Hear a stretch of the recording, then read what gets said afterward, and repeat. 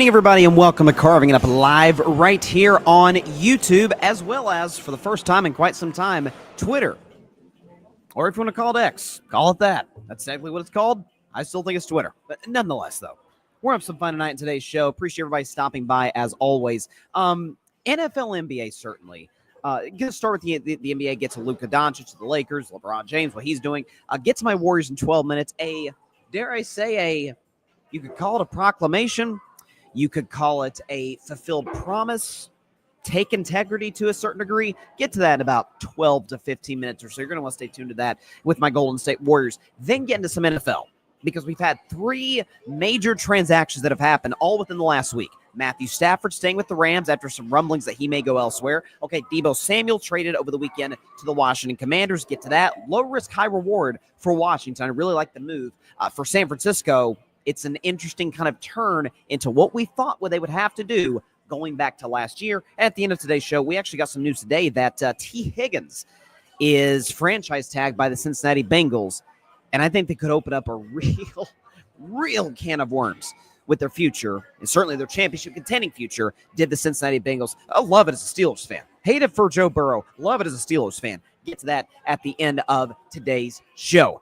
But first, the Los Angeles Lakers with Luka Doncic have been objectively one of the best teams in basketball over the course of the last couple of weeks, really since the Luka trade, really second only to the Cavs.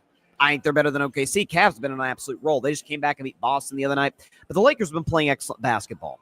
And what's funny about it is we knew Luka Doncic was not going to be fully Luka when he returned from injury. He returned from injury off for basically a couple of months. And number two is that it's a new environment.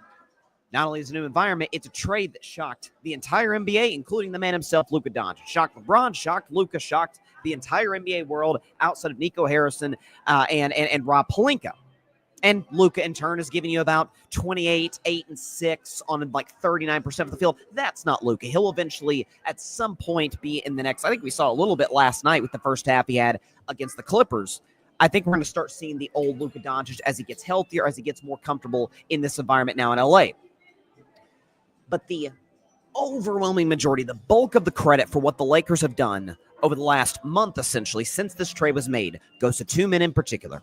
The first is LeBron James, who the MVP discussion, I think, is clearly a two-man race between SGA and Nikola Jokic. Now, the Jokic stuff has slowed down because Jokic hasn't been great, or at least as great as he has raised the bar to being. Shai Gilgeous-Alexander has been outstanding. The Thunder have been great. And SGA is going to win MVP. Jokic likely going to come in second. Is it outlandish to say LeBron James should not come in third place? Giannis' stats are better. Has Giannis, as great as Giannis is, has Giannis been more valuable? I'm big on that middle letter of that award. Has Giannis been as valuable as LeBron James? Has Donovan Mitchell, excellent as he has been on a great collective, been as valuable as LeBron James? Jason Tatum has been fantastic. Again, to a greater degree than Donovan Mitchell, but to a degree, part of a collective. You watch this Lakers roster right now, post-AD trade. Now, they kept Dalton Connect, who obviously, was not moved for Mark Williams. Dalton Connect stays. Rui Hachimura is hurt. Luka Doncic is not fully himself. They obviously traded Anthony Davis. And LeBron James, since this move, has gone from excellent, has gone from top 10 player in the NBA to now, since the Luka trade, he's playing like a top 5, top 3, arguably, player in the league. We could show you his numbers. Alfred Parslar Jr. once again with the great graphics. LeBron going from 24 points to 27, basically 28 points per game. Assists has gone up to basically 10, or sorry, that should say, assists 6.6, rebounds 9.9, field goal percentage has gone up, 3-point percentage has gone up, basically 5 points. 5-point. LeBron James is well over 40% shooting from 3-point range, and from the field, he's shooting 54%. Mind you, as the oldest player in basketball, he is currently doing this at the age of 40 in year 22. So the bulk of the credit, as far as the players are concerned, goes overwhelmingly to LeBron James for making this work. And it is yet another example that, and I even, to a degree, worried about it, and my bad, LeBron James, my apologies, worried about how he would fit with Luka. But when you look at LeBron's star to superstar teammates over the course of his career, they come in all different shapes and sizes, different positions, different games. He fit with Dwayne Wade, who on paper, or at least visually, didn't fit perfectly. He fit with Dwayne Wade. And then he fit with Kyrie Irving, a 6'2", 6'3" guard. And then he fit with Anthony Davis, who's a 6'10" big. And now he fits with Luka Doncic, who's a 6'7", 6'8" wing, who's a ball-centric, score-first guy. And LeBron fits with them. It's almost as if the guy with the highest basketball IQ in the history of the game, arguably either him or Magic Johnson, can work with literally any player out there, I guess except for Russell Westbrook, who didn't work with any superstar outside of Kevin Durant. Point of that being, GOAT debate aside, because I saw... Respect to Stephen A. Shannon Sharp, First Take, everybody. Can we just, and I talked about this last year at this point in the season, can we just curtail the GOAT debate until LeBron's done? Which I think is going to be next year, although the way LeBron's playing, it seems like it may not be for another 3 to 4 years. It's very Tom Brady-esque where Brady's at the end, and I'm like, oh my God, is Tom still a top 3 quarterback his second to last year in the league? Was he still a top 10 quarterback his last year in the league? Yes and yes. And that's what LeBron is doing. He is playing right now like one of the 5 best players of planet Earth as the oldest player in the league, age 40. It is absurd what this guy is doing. So he deserves the credit. In terms of the roster, LeBron deserves the overwhelming majority of the credit for what the Lakers have been doing. The other guy who deserves the bulk of the credit is a guy who I thought was a good fit. I thought his detractors were too harsh. I thought his fans were too optimistic. I'm starting to think his fans might have been actually right on the money, at least to a certain degree, J.J. Redick. When this trade went down, Anthony Davis for Luka Doncic, I'd say the general consensus was, okay, this is I feel like 65 to 70% of people are like, oh yeah, the Lakers obviously won this trade. They stole Luka. It was a highway robbery, although Nico, I guess, just gave them the bag, if you were, to make that analogy. But we knew there would be a bad defense. We knew that trading arguably the best defensive player in the sport to the Dallas Mavericks would make the Lakers significantly worse on defense, and it would, if they're a contender this year, which I thought they would be, even with the Luka trade, they would have to sacrifice a lot on that end of the floor. Can we show you what the Lakers have been defensively since the Luka trade? It's shocking.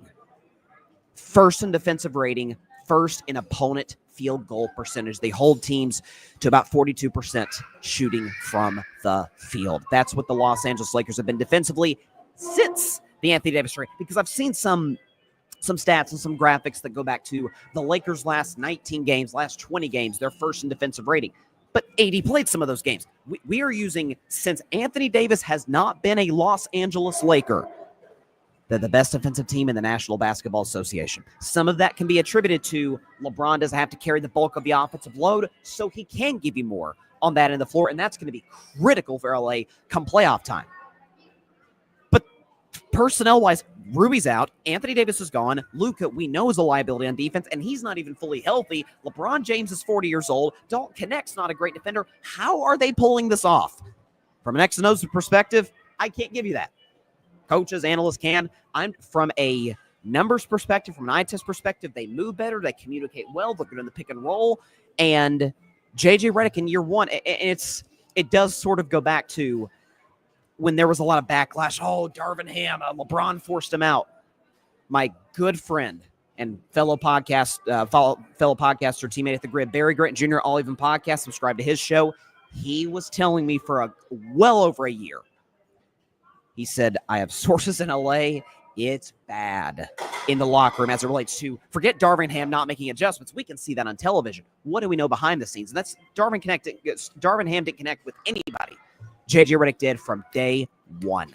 Made a point, right, during practice to institute. There was Lakers posted some clips, or is the Lakers, somebody posted clips before the season started in the early parts of the season of J.J. Redick, doing some like one-on-one team drills, and like the players were really into it. He connected with the guys. I've said this.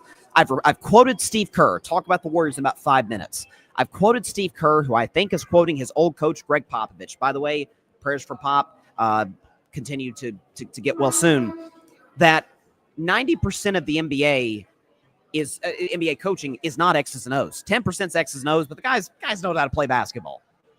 90% of coaching in the NBA is personalities, is connecting with guys, is being able, be it motivation, be it relating to them on a personal level, whatever that it is, all the greats have it. Phil Jackson had it. Pat Riley had it. In the modern game, Greg Popovich, in a sort of old school way, had it. Steve Kerr has it. Ty Lue has it. Kenny Atkinson, we're seeing with the Cavs, has it. JB Bickerstaff, oh my gosh, what is he doing in Detroit? Amazing. He's got it. And JJ Redick has it without a shadow of a doubt. And it's why the Lakers, listen, I think we all generally saw them as a playoff team, even certainly before the Luka trade. We viewed them, LeBron, AD, if they're healthy, they can make the playoffs. They upgraded at coach. Connect was a good draft pick, but by and large, it was pretty much the exact same roster, just with a better coach and what I thought was the steal of the draft. And don't Connect. It'd be better to be a playoff team. I don't think any of us saw in early March 3rd, 2025, that they would be the 2 seed in the Western Conference. They would be above a young, hotshot Memphis team in Houston, which has a promising future, and second only to OKC. OKC's going to run away with the 1 seed. We all know that. The Lakers, we'll see if they finish at 2, but if they do, Bickerstaff, to me, is still coach of the year because what the Pistons have done is shocking. JJ Redick's got to come in right on his heels in second. Worst case scenario. And as for LeBron James, again, this is why I emphasize valuable on MVP. If I had to vote today, SGA is 1, Nikola Jokic is 2, LeBron James is number 3. What that guy has done at 40, he fits with every single superstar he's ever teamed up with. And as for JJ Redick, turning around the vibes schematically, they're incredibly, it's significantly better than what this team is, what this team was a year ago and the year before that with Darvin Ham. Shout out to I hate to say this is a Warriors fan, but shout out to what the Lakers have done. It has been remarkable to watch, and Luka's not even all the way back to being Luka yet. We saw flashes last night, first half against the Clippers. That's a scary team. And I've said, if they match up against OKC in a 7-game series, with respect to Shea, who we know is excellent, top 5 player in the world, I don't trust him in a team that's never sniffed a championship run before over a guy in LeBron who, forget the GOAT debate, has been to, 10 finals, has as much postseason experience as any player that's ever touched an NBA floor, and his co-star happens to be a guy who, led his team to the Western Conference Championship last year. That's a scary team and can beat anybody in a 7-game series. There's no question about it. I just want to show this one more time. Then we'll get to the comments. I appreciate everybody chiming in. Please continue to do so throughout tonight's show. I still cannot fathom this graphic. LeBron doing what he's doing. I've at this point, why should we be surprised LeBron being great even at this stage of his career? Since trading, it's why I asked Alfred to put in this graphic. Since trading AD for Luka, number 1 in defensive rating, number 1 in opponent field goal percentage. And by the way, obviously they've got the 3rd best record in the NBA. That is all coaching. Because personnel-wise, they should not be a good defense. And you mean to tell me they're the best defense? Unbelievable stuff by JJ Redick. And of course, Barry Grant Jr., my man who I just shouted out in this segment, is in the comments.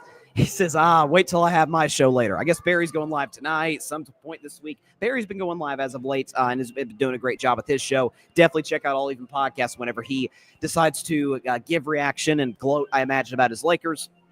My man Patrick Brown, also a Lakers fan. Welcome back. Happy Monday. Same to you, Patrick. Same to everybody watching or listening. And he says the Lake Show 2.0 is on a roll. There's no question about that. There's no question about that. And it has been almost exclusively on the back of their best player and all the schematics and the intuitive nature of being able to connect with players of their head coach. Listen, by the way, when Redick was hired, it was a very controversial move because on one hand you had his supporters, you had those within the Lakers organization that literally compared him to Pat Riley. I'm like, okay, I like JJ, but that's a bridge too far. We're talking about one of the greatest coaches ever. But then the other side of the coin, it was, they just hired a podcaster. Speaking as a podcaster, JJ Redick's a little bit more qualified to get the Lakers job than most of us in this space are. And he's been fantastic. There's just no other way to put it. No other way to put it. And Patrick says, I think we're second place to crowded West. Sheesh. And by the way, now, again, in fairness, I'm looking at the standings right now.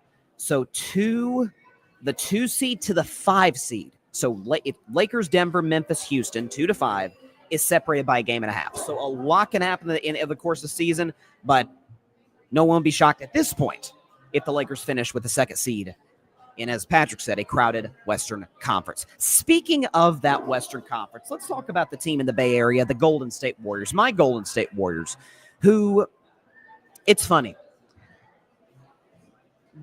I guess this is the second to last show we did before I went on this little 3-week break before we came back today.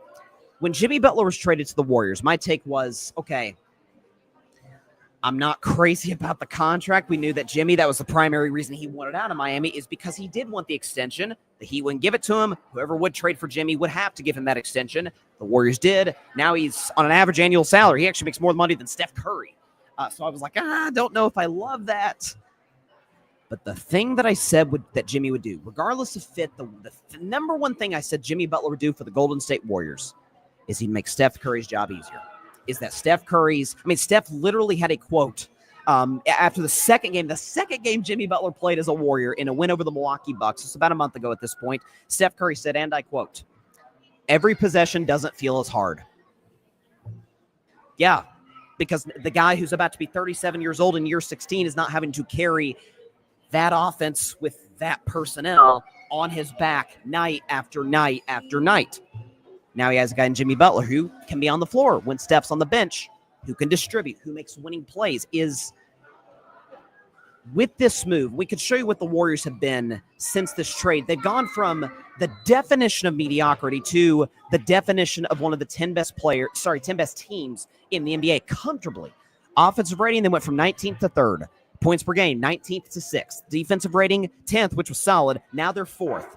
And they went from having, through the first 51 games prior to Jimmy playing his first game, under 500, 16th best record in the league, to now they have the 3rd best record in the NBA in that stretch since Jimmy Butler played his first game as a Warrior at 7-2. Which leads me to saying this.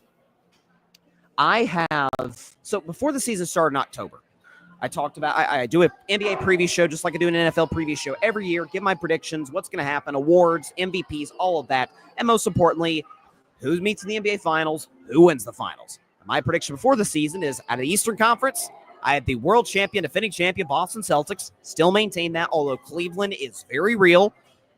And in the Western Conference, I had the last NBA champion prior to Boston, the Denver Nuggets, who ironically faced yesterday. And listen, Denver didn't have Aaron Gordon. Celtics didn't have Porzingis. So, it wasn't, hopefully, knock on wood, if those two matched up in the finals, not the whole version that we'd see of those two. But Boston looked pretty good yesterday on their home floor against Denver.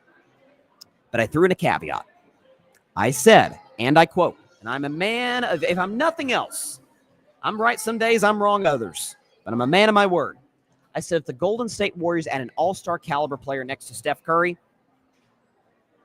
they're my pick. The Golden State Warriors are going to win the 2025 NBA championship. Point blank. And that is what I'm picking. I am guaranteeing they will be in the Western Conference Finals. I am guaranteeing it. Because when you look out West right now, from a matchup perspective, there's one team that really does scare me as a Warriors fan. And that's the team that was my pick originally, the Denver Nuggets, out of the Western Conference.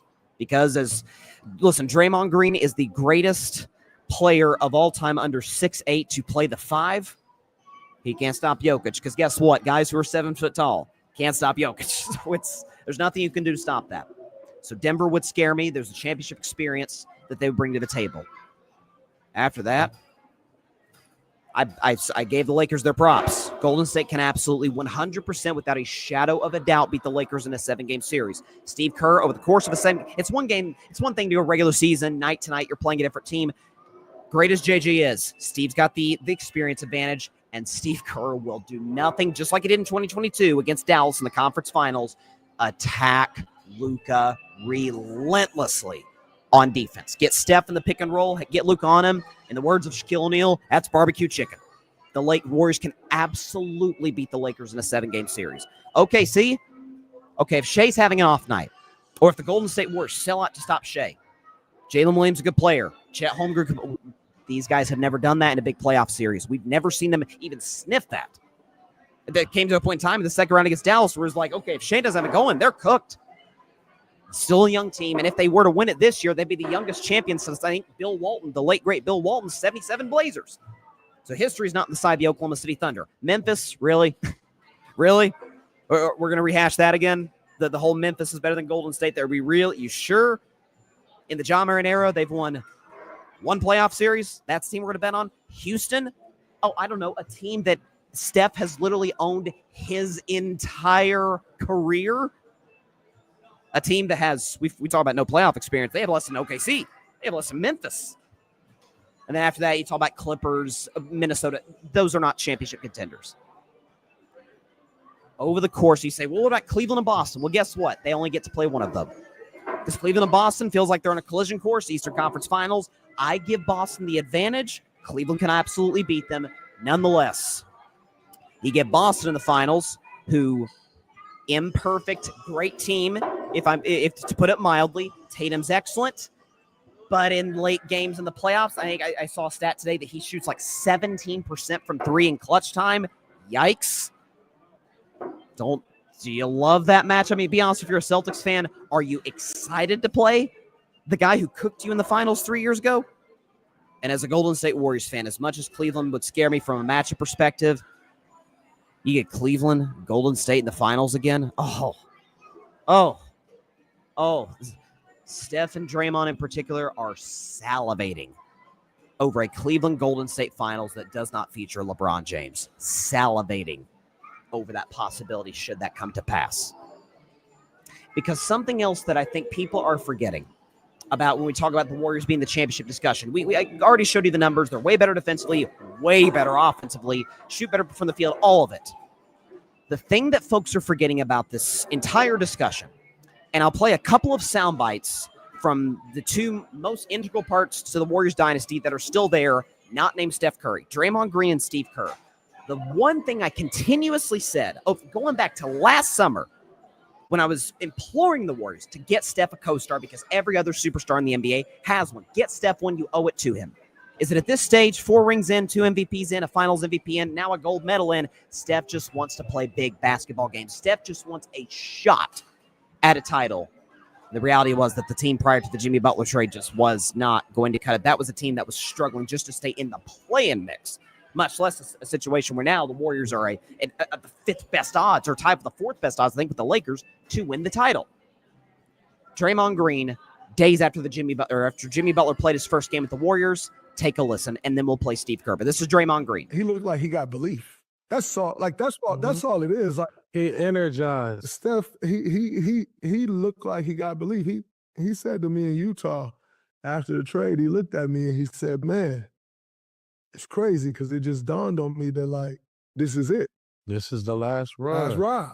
Like, and I said, "Yep, let's do it." Draymond Green and Baron Davis on the Draymond Green Show, which is a great listen as always. But Draymond alluded to it. Steph's like, okay, now we got a shot. It's me, it's you, referring to Draymond, and it's Jimmy. We got the experience. Let's roll.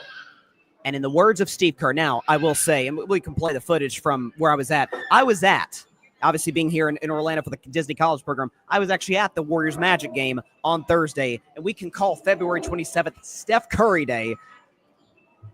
Oh, what a show. 56 dropped on the Orlando Magic, including this bomb from half court. This is from my vantage point sitting in the Kia Center, and bang, in the words of Mike Breen, Steph swishes it from half court, ends up scoring 56, goes crazy in the third quarter, and Steph does Steph things. This was after that moment.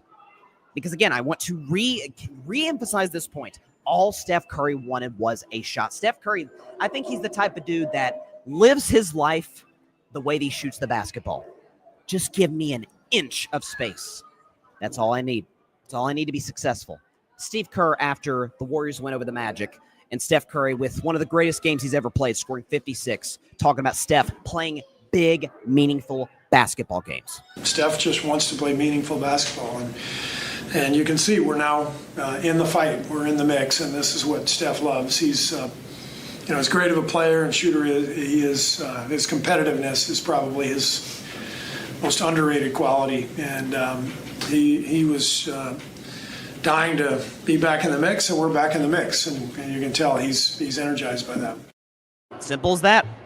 Steph's like, just give me a shot to contend. That's all I need.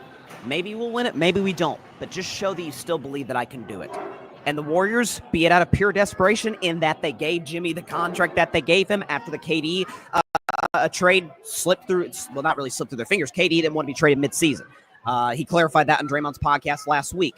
But you are seeing a different Steph Curry, and the numbers back it up as much as they possibly can. We could show you the numbers right now. Steph before the Jimmy trade, Steph after the trade.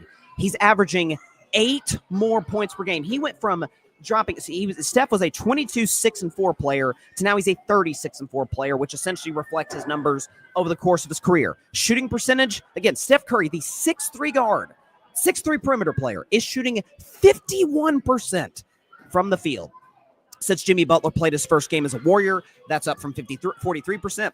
He went from shooting essentially 39% from three to shooting 42% from three. Keep in mind, by the way, in that 56-point game against the Magic, he took 19 three-pointers, and he made 12 of them. He's shooting 42%. Free throw percentage has gone down, but 94-90, tomato, he's still automatic. He's the greatest shooter / free throw shooter that we've ever seen in our lives in the history of the game. Give Steph Curry a shot. Give him an opportunity. We saw it in the Olympics against Serbia. We saw it late against France. Man, when you need him most, you can count on number 30. Or in the case of Team USA, number 4, I guess, to come through for you late. This team's a significantly better defensive team. This is a team with, I think, the third best coach in basketball, Spoelstra, Ty Lue, Kerr. That's my list. Although Kenny Atkinson, J.J. Redick are certainly moving up, and Bickerstaff, by the way, what they're doing this season. And you've got a Draymond Green who is battle-tested as anybody, is not scared of anything. Still elite defensively, still can give you what he can give you getting Steph involved offensively. Jimmy, I don't know, playoff Jimmy, last 2 postseasons, he's averaged 27 points per game. I'll take that on my team any day of the week. And then, of course, the baddest man, I'll continue to say it, the baddest man in the game of basketball today. Reports of the great Steph Curry's demise were greatly exaggerated. The Golden State Warriors, I will repeat it again, are going to win the NBA championship in 2025. True to my take then, if we had an all-star, I'll buy in, and certainly true to what my eyeballs are telling me right now, not just with the team and how they're playing, but how the main catalyst, what he's producing now that he's got a shot to do it. The Warriors will be your 2025 NBA champions. Got some comments up in here. Patrick, in reference to the last segment, LeBron being 1 point away from 50K. He'll get it on Thursday night against the Knicks in prime time. Unless, because I think the Lakers, do they have a game tomorrow night? Yeah, they play New Orleans. I mean, that'd be cool, honestly, if he did it against the Knicks. It wouldn't be at Madison Square Garden. It'd be in L.A. But either way, yeah, LeBron's going to hit 50,000 points. And by the way, still playing the way he's playing. It's absurd. And then my man Barry Grant Jr., listen, don't threaten me with a good bet. He says, looks like there might be another high-stakes bet, sir.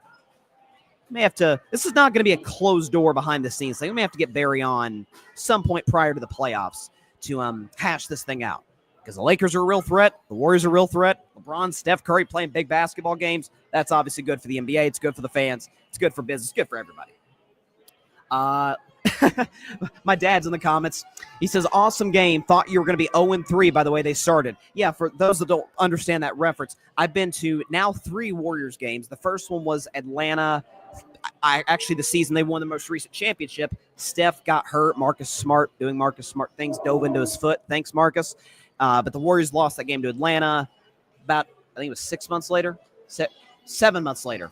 Played in Charlotte, Steph's hometown. They lost in overtime to the Hornets. I'm like, man, am I the bad luck here?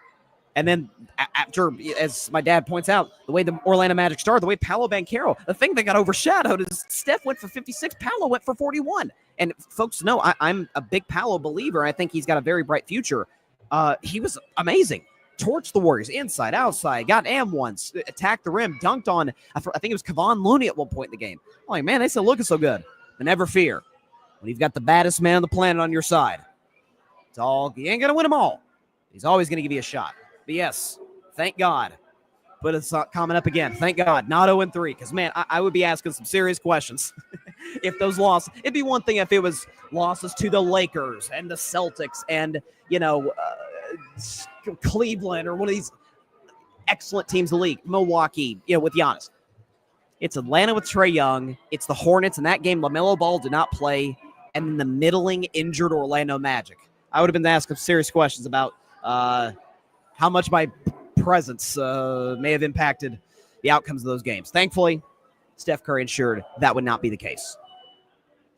So, Warriors-Lakers discussion. We'll be back in 1 minute to talk all NFL. The rest of the show, Matthew Stafford, staying a member of the Los Angeles Rams. Going to get into that on this week's edition of Carving Up the Context. Excited to get into it in just 1 minute on Carving Up Live. Stay tuned. We're not going anywhere.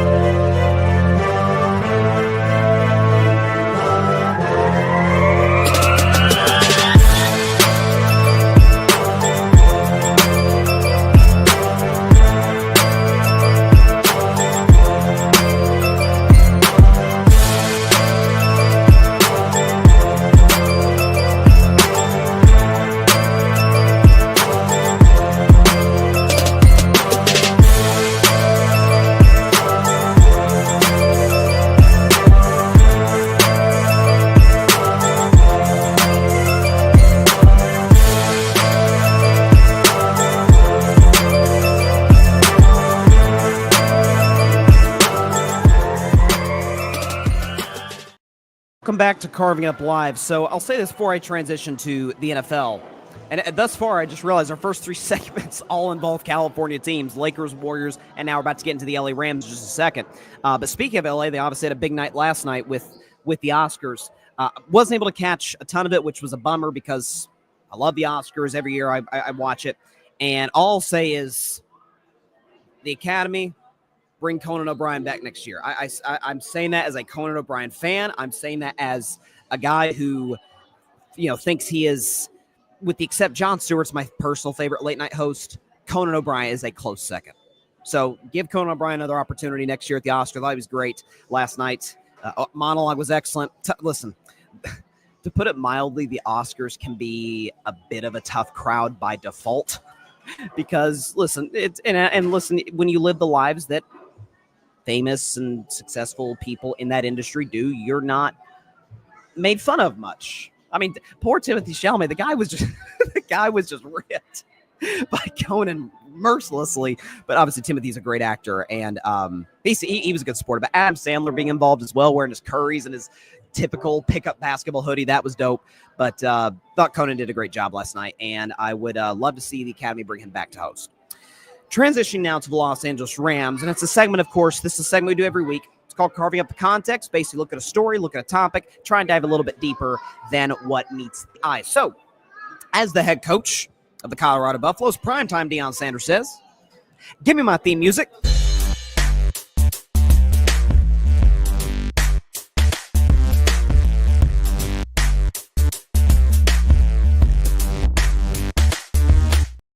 On this week's edition of Carving Up the Context, I want to discuss the Rams signing Matthew Stafford to a long-term extension. So we'd heard reports, we'd heard rumblings that Stafford and the Rams might seek a divorce to a certain extent. Stafford might go to the Giants, where I think his brother has been recently hired as a member of the New York Giants. We'd heard other teams, the Steelers, apparently my Steelers were interested in Stafford. I would have absolutely welcomed that. How about Matthew Stafford as your bridge to draft a quarterback next year? I'm all for that possibility.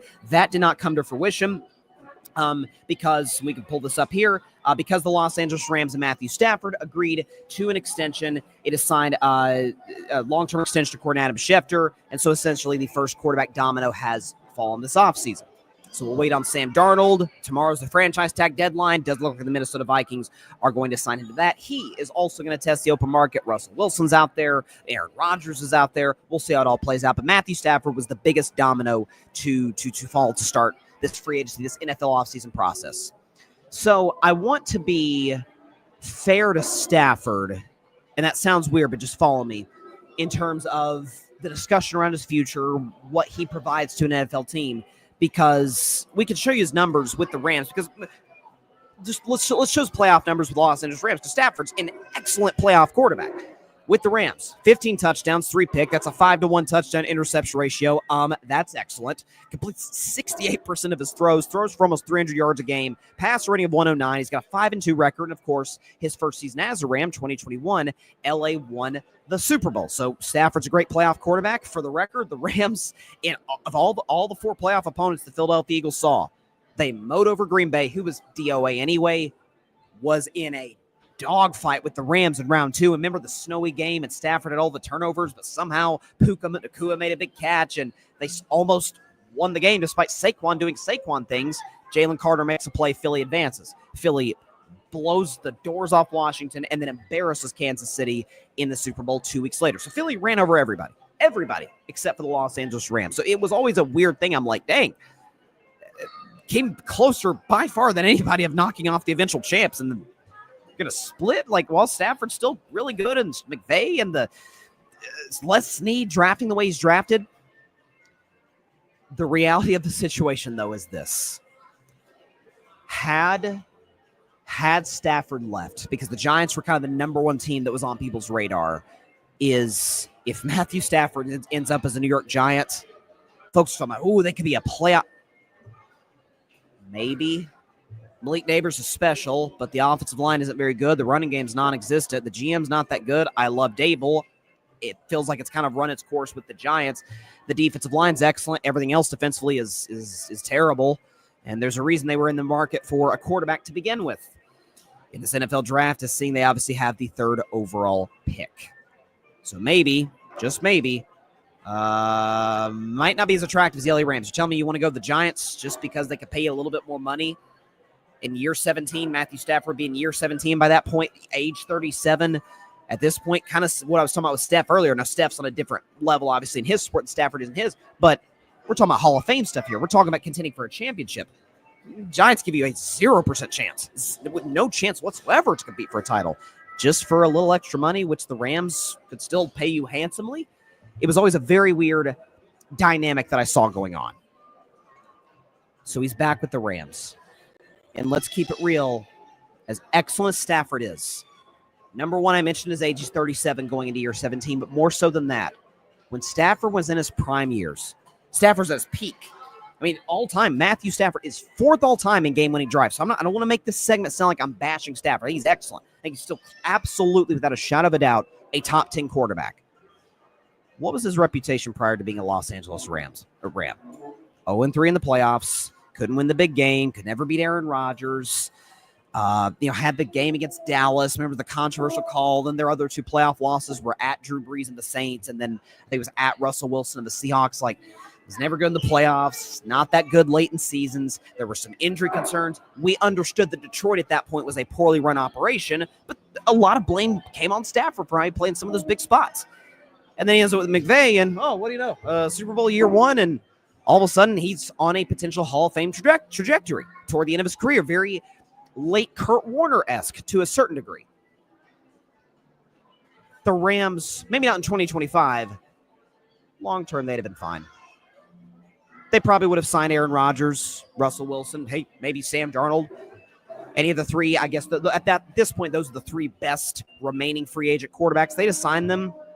And I think at this point, Seattle's good. They need a quarterback. They need to draft a guy. The Geno thing is not going to last long term. The Cardinals are a disaster, as they always are. And the Niners just traded Deebo Samuel and might be about to give Brock Purdy a franchise-altering, in a negative way, contract. I still would probably, and you guys know how critical I've been of Aaron Rodgers. Forget off the field. On the field, he's not nowhere near the same Sean McVay turned Baker Mayfield's career around. Literally helped turn around the way we see Baker. I've called the LA Rams like quarterback rehabilitation. Okay, make Carson Wentz look good for a start. Jared Goff is a good quarterback who got to a Super Bowl with the Los Angeles Rams with Sean McVay. This guy makes just about everybody work at that position. The Rams front office, Les Snead. I mean, folks, one of the greatest defensive players of all time retired from the Rams before the start of last season, Aaron Donald. And their defensive line might have actually gotten better.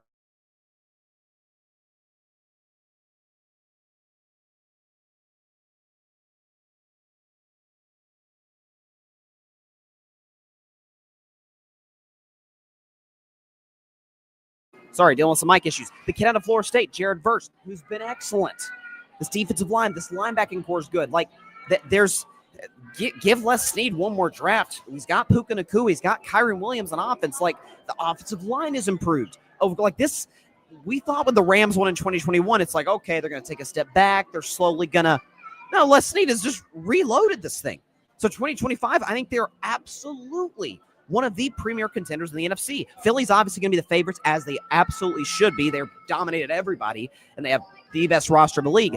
But Detroit lost coaches. Green Bay, we'll see.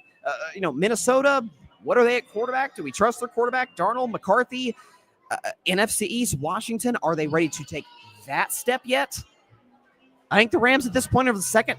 If you take out Philly, Rams are my favorite to win the NFC. If you take out Philly, it's not just because they beat Philly. It's because based on their organizational history, based on the fact that they have a top 3 coach in the league, I'd argue maybe second best to Andy Reid.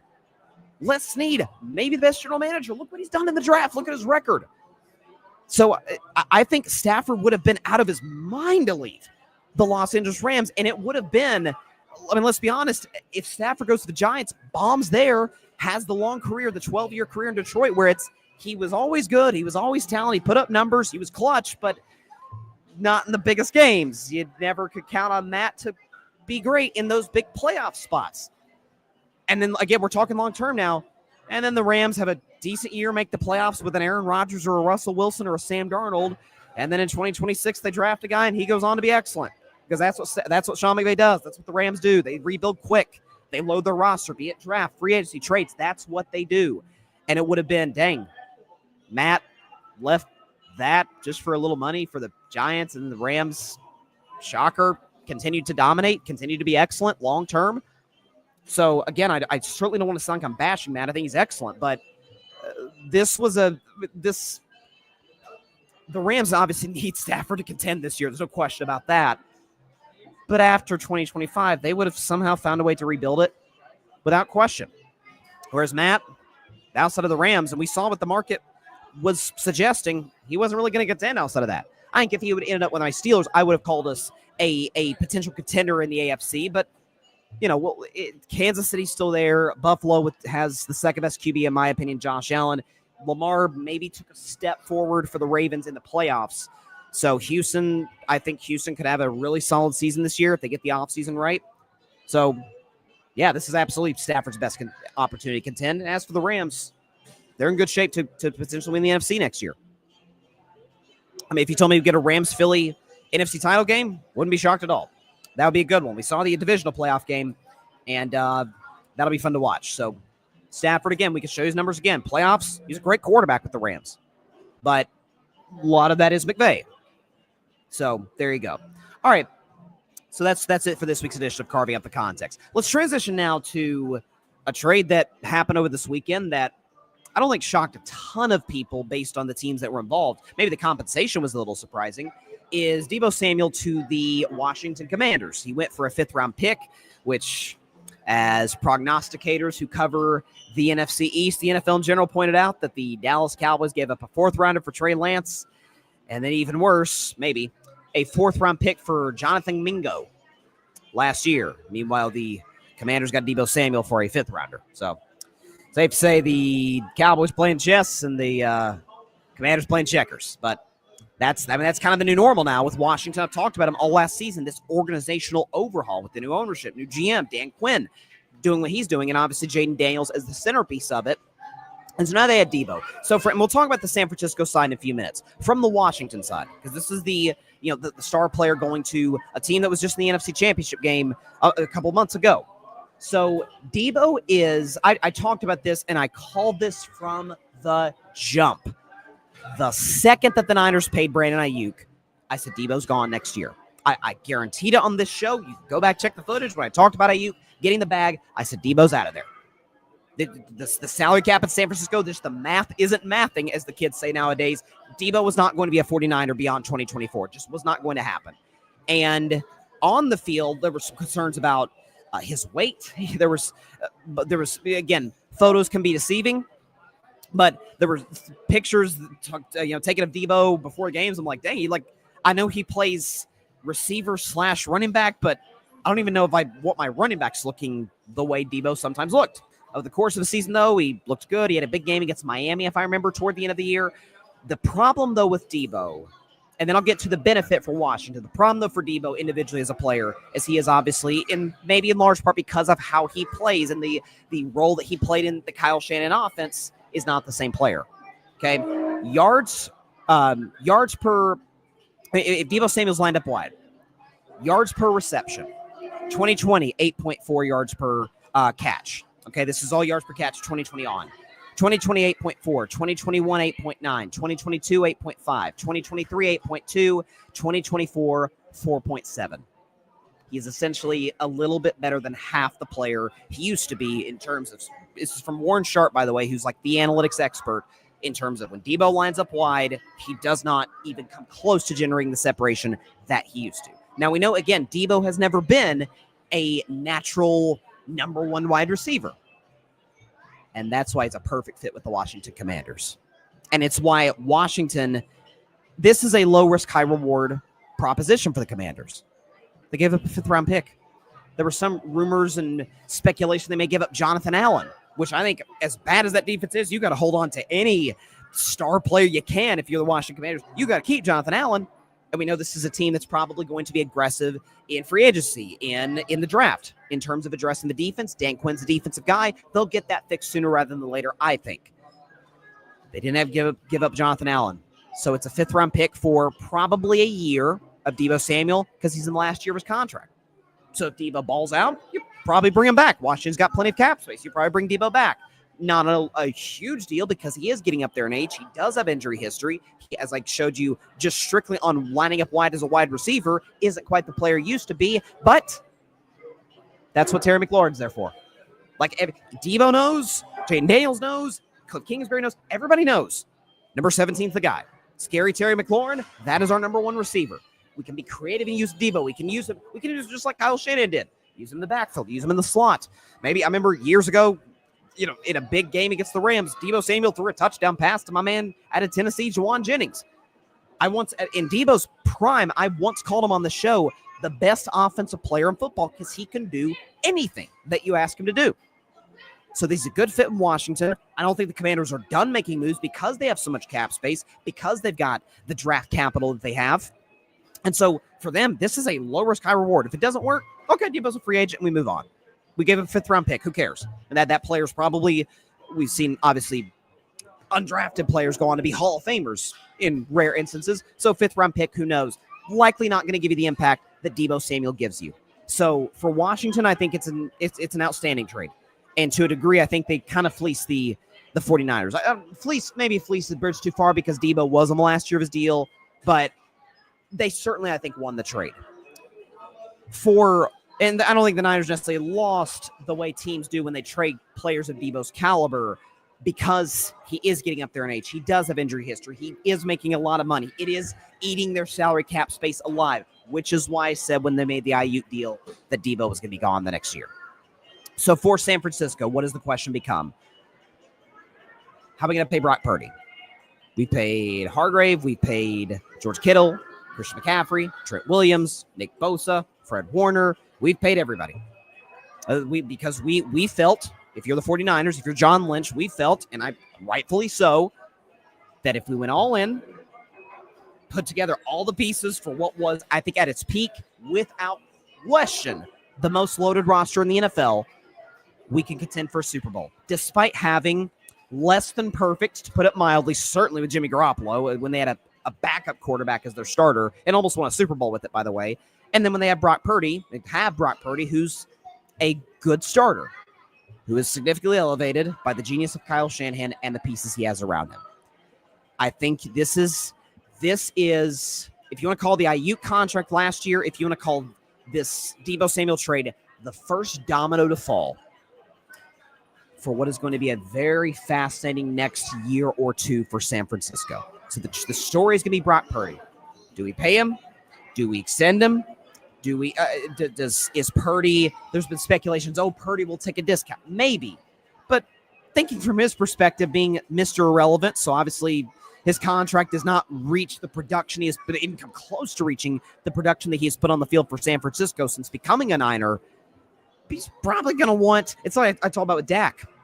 They're like, oh, Dak should take a hometown discount. I'm like, for what? I gave you a discount for 4 years. I was a 4th-round pick. So that might be Purdy's and his agent's perspective. They also might be looking at and saying, hey, from a numbers perspective, I've been better than Trevor Lawrence. I've been better than Tua Tagovailoa. I've been, to a degree, better than Jordan Love. Well, how did they get bigger contracts than what you want to offer me? That's a more than valid case that Purdy and his agent in particular will make. The reality, however, is with the Niners, the way they view it and the way they should view it is great. But I know Deebo's a declining player, but we didn't get better as a football team by trading him. This year we didn't. And right now, that is the mindset the Niners have to have is right now, given what their salary cap hell is going to be for the next few years. So we got worse as a football team of the weekend. And Trent Williams is getting older. And Christian McCaffrey has injuries. And we haven't a shred of evidence that for long stretches of time, Brock Purdy can be, forget elite, because that's not fair. It's not fair to view Purdy in the top 5 realm. Can you be productive? Can you keep the mark of a true franchise quarterback? Is it the situation is less than perfect? Just keep us afloat. Keep our head above water. Give us a shot to where if we get those guys back, now we're in a good enough position to where we can continue. It's kind of like, that's like really what we ask a backup quarterbacks. Like if a starter misses 5 games, can you go 3-2? Can you go 3-2? We don't lose a ton of ground and we can pick back up when the starter comes back. The numbers simply don't say Purdy is that guy. He has a passer rating, folks, in the 60s. I want to keep in mind, you get like a 30 passer rating, 33.3 or something like that, if you just spike the ball. There's a passer rating in the 60s. When Trent Williams, Christian McCaffrey, Deebo Samuel, George Kittle, and Brandon Ayuk are not all in the same lineup on the same day. Simple as that. So I think that is, I talked about last year that if they give Brock Purdy the Trevor Lawrence deal, if they give him the Tua deal, and you're saying, well, Bryson, they haven't been as productive. Agreed. Especially in the case of Trevor, Tua has been in a solid spot, not as good as Purdy. Few quarterbacks this decade making what Purdy makes have been as good of a spot as he has been with the 49ers, with Kyle Shanahan, that roster. More importantly, though, and I talked about this, I defended the Dolphins when they paid Tua. I defended the Jaguars when they paid Trevor Lawrence. I applauded the Cowboys for paying Dak. That's my guy. Y'all know I love Dak. It's because what the blank are those franchises without those quarterbacks? You say, Tua. It's close. It's the closest they've come to a franchise quarterback in a quarter century since Dan Marino retired. They're not good with quarterbacks. They had to pay him. Same with the Jaguars. Okay, what are we going to do? Go back to trying the Blake Bortles experiment? That didn't work. It worked for a season, but that's because we had an amazing defense. That's not going to happen again. For Dallas, that's great. In the post-Aikman, in the non-Dak Romo years, the Dallas Cowboys have been an abject disaster, and let's be real, I've talked about this before, they lucked into Romo and Dak both. For the 49ers, we made a Super Bowl with a backup quarterback in Jimmy G, and we got to another NFC title game with him. We got to an NFC title game with Mr. Irrelevant in his rookie season, and if he doesn't get hurt, maybe we get to the Super Bowl. And then the next year we got to the Super Bowl with Purdy. And then the year after that, when the situation wasn't literally perfect, he was an average quarterback. This is the first domino to fall for what's going to be a very fascinating next offseason or two for San Francisco, and all of it, their future, all of it, hinges on whether they decide hometown discount, barring a hometown discount, barring that, if they paid Brock Purdy elite A-plus quarterback money when he's about the 14th or 15th best quarterback in the National Football League. It'll be very fascinating to watch and see how it plays out. But as for Washington, it's a good move. If Deebo was at the start of he's on his current 3-year deal, if he was at the year 1 of that, I'd be like, okay, you only give him a 5th-round pick, but Deebo's declining 3 years. I don't know. It's a 1-year rental. If it doesn't work, it didn't work. Okay. We gave him a 5th-round pick. Okay, too bad. I think that the front office and ownership in Washington's made enough good moves where they can miss on one. Everybody does. Again, dealing with microphone issues today. I apologize. What I was going to say is even the best front offices make mistakes. The Golden State Warriors drafted James Wiseman, number 2. I mean, it happens. So there you go. I think Washington's in a good spot, and the Niners are in an odd spot. And again, all of it hinges on whether or not they pay Purdy, which, if you've watched my show for any length of time, I think would be a colossal error on the part of San Francisco. To our final topic, and this news actually broke today, that the Cincinnati Bengals are going to have given the franchise tag to star receiver Tee Higgins. So he's going to make, I think, about $26 million per year, and at least for the time being, it looks like he's going to be a Bengal. I don't think this is the franchise tag where you can't trade him. I'm not sure if that's necessarily the deal he signed. Maybe we'll get more information on that as time goes on. Here's what I do know. We know Tee Higgins is excellent. We know he's a guy who's capable of giving you 1,000 yards. And he's one of arguably the best number 2 receiver in the NFL. It's him, Devontae Smith, Jordan Addison, number of guys in that conversation. T's excellent. He was great in college at Clemson. He's been great with the Cincinnati Bengals.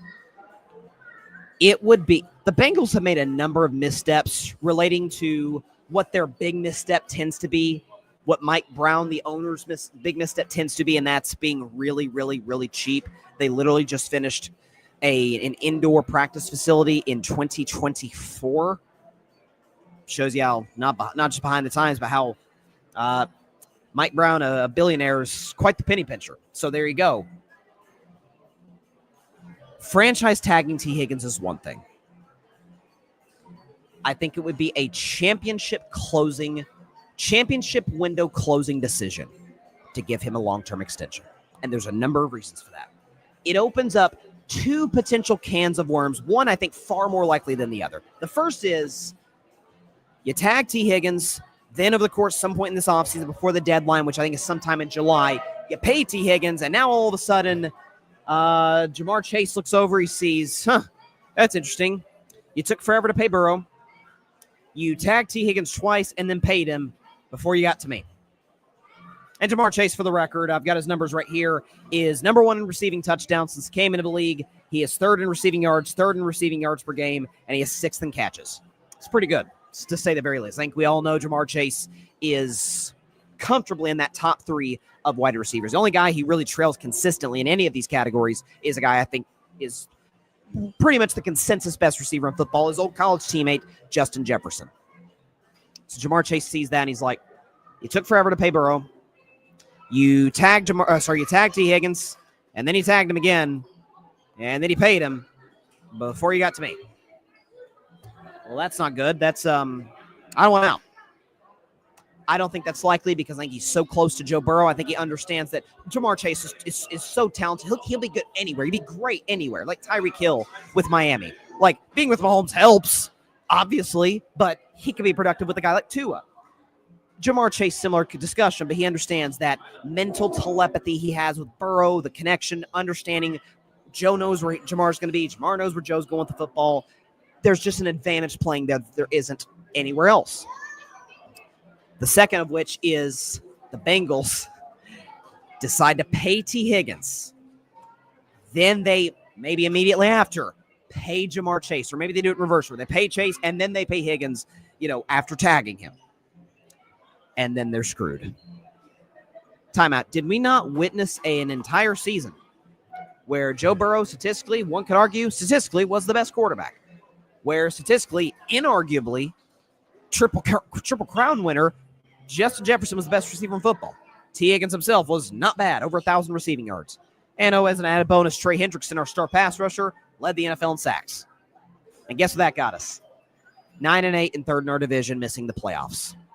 For the record, 5 years ago, the Bengals would have been the 2nd team out of the playoffs after Denver. Now, this new 17 format, Denver's in the playoffs. Bengals are out. At one point in this season, folks, they were 4-8. With Burrow playing elite football, Chase playing elite football, Higgins playing elite football, and Hendrickson playing elite football.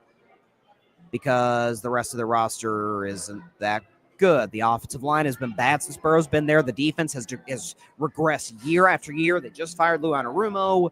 The secondary, they've lost guys to free agency. They're a shell of what they used to be on that side of the ball, and they don't have, in terms of money, the requisite funds to be able to rebuild that defense. They have to rely solely on the draft, which, newsflash, the Bengals aren't that good at that either. Not to mention we all have our concerns about Zach Taylor as a head coach. I've always said the biggest compliment I can give Zach Taylor is that more often than not, he doesn't get in the way. But do we look at him as the schematic genius? Not really. We don't. Most of the elite quarterbacks in this league do have an elite coach. Mahomes does Reed. Okay, you got Lamar's got Harbaugh. Herbert's got the other Harbaugh, Jim Harbaugh. Stroud's got D'Amico Ryans. Like, that's just not the reality right now for Cincinnati.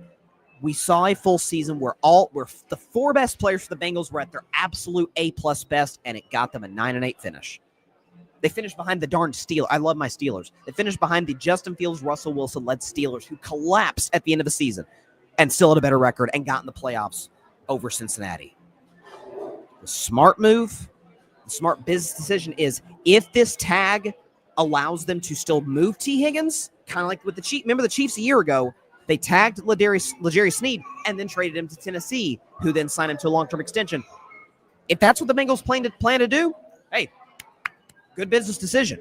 You don't lose Tee Higgins for nothing. You move him, clears out some cap space. Now you do pay Chase. Now you got some flexibility here. If they pay Higgins, they are dead on arrival as it pertains to championship contention, and that is as big of an indictment as you could have of the franchise, given that they have a consensus top 4 quarterback in Joe Burrow. So that would be to me, and because again, repeat this: you pay Tee Higgins. Jamar Chase says you took forever to pay Burrow. You tagged Higgins twice, then paid him before you even got to me. And I'm your second best player. I'm a franchise cornerstone. Why have you paid me? And maybe he wants out.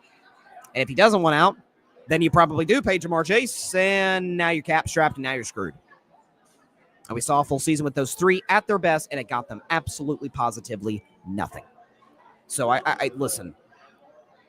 This is all. I would have more faith in the Bengals franchise tagging Tee Higgins if they were a well-run franchise, because what it would tell me in my head is, oh, okay, they tagged Tee Higgins. He was excellent. Maybe they still won't feel comfortable giving him that long-term extension, so they tagged him again so they can move him.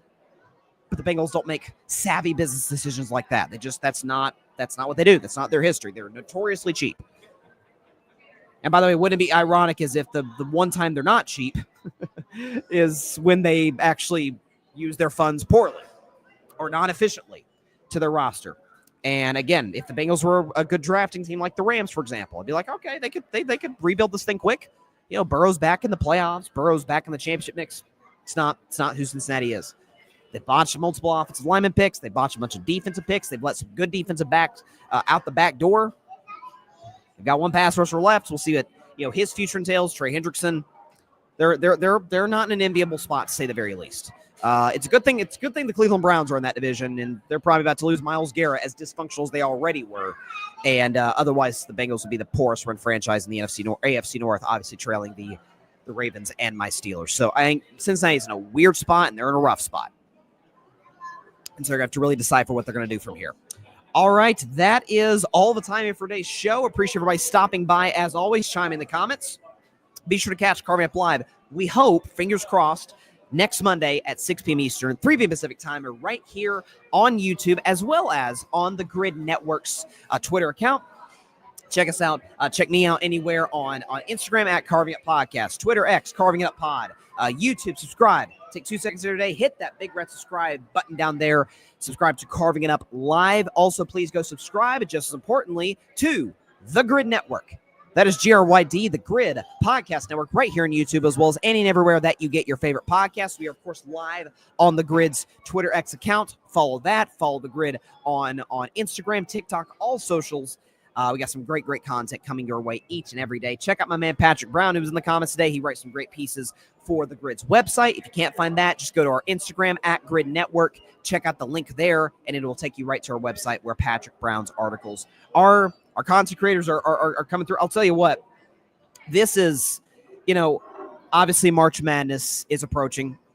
And by the way, March Madness indeed. How about those Vols winning a buzzer beater over Alabama? Tennessee's defensive stopper guy, not a shooter, Jemai Mashack, knocking down the buzzer beater to beat Alabama's electric in Knoxville, and really big-time win for Tennessee as it pertains to seeding as we hopefully pursue a natty, or at least a Final Four under Rick Barnes for the first time in Tennessee men's basketball history. March Madness approaching, but we got NFL free agency coming up. We've already had some dominoes falls we talked about. NBA is as hot as ever. Listen, I said the reports of the Warriors' demise were greatly exaggerated. Same can be said about the NBA. Adam Silver's got to be saying, yeah, people bag on my all-star game. Who cares? No one really cares.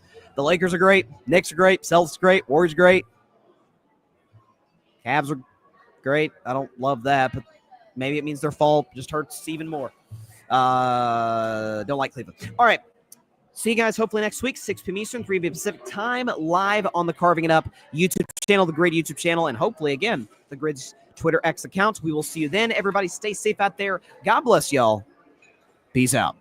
And yes, repeat myself, the Warriors will win the title this year. Book it. Thanks so much for watching the show on YouTube, and be sure to go click that big red subscribe button and check out the other clips and full shows from Carving It Up Live, as well as our other incredible content creators here on the Grid Network.